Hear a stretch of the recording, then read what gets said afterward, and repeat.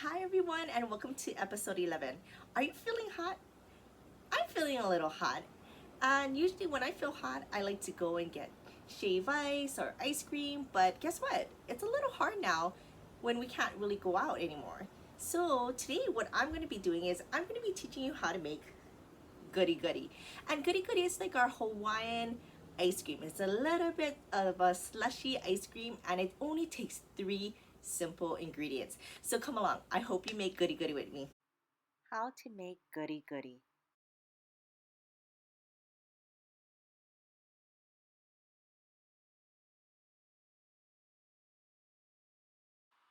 So I use the Nestle Carnation sweetened condensed milk and the Fanta strawberry soda and Sprite.